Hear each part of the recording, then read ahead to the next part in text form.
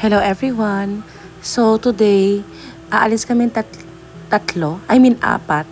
Kasama ko ang aking pamangkin na sobrang cute at ang kanyang parents, ang aking kapatid na si Jojet at ang brother-in-law ko. Tulog na nga yung pamangkin kong si JJ. Akala mo nagpuyat. Bali, pupunta pala kami sa may Jiangnan, sa may Paseo, sa Makati. Doon kami kakain. Gising na po siya. Gising na po ang bata. Ayan, namumula yung face lock. Sarap kasi ng tulog eh. Shh! JJ!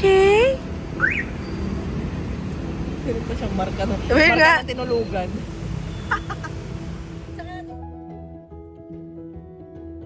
Go na, walk na kayo, walk na. Hindi kasi siya masabaw. Kaya ka-happy ah. Kakain yarn.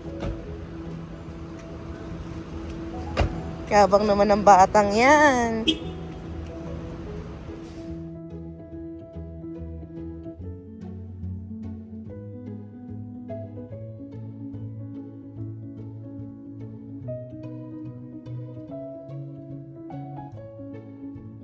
Mabuti nga at alanganing oras kami pumunta.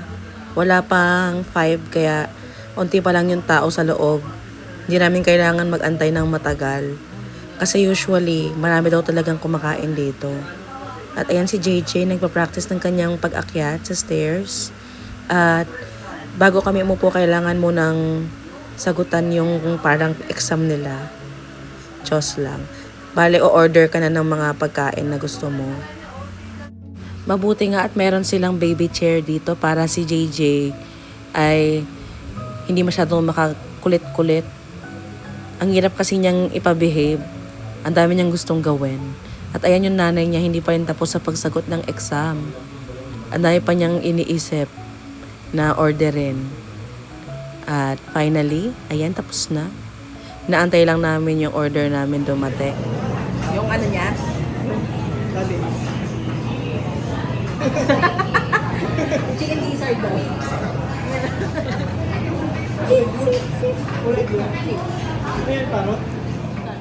Dumating na nga yung initial na orders namin. At ayan, dalawa yung soup base. Yung isa original, yung isa mild spicy. Kasi lalagyan daw nila ng yung kanilang side ng seafood. Dito lang ako sa original na side kasi allergic nga ako doon.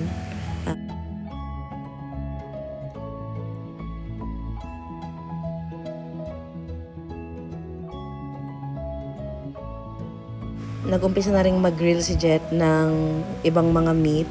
Kasi yung in-avail pala namin ay yung may kasamang grill. At ayan, hinahalo niya na ng gusto yung mga sahog sa side nila. At nag-start na rin kaming kumain. Medyo aburido nga si JJ kanina kasi medyo natagalan yung rice. Finally, nakakain na rin siya.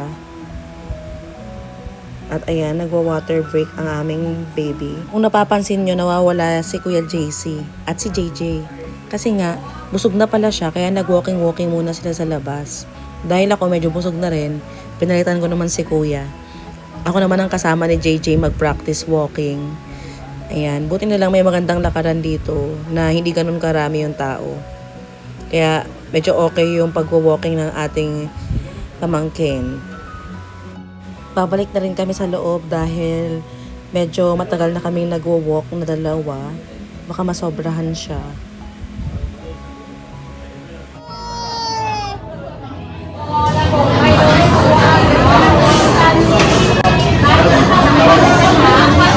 Busog ka na, Kuya? Kaya pa yan.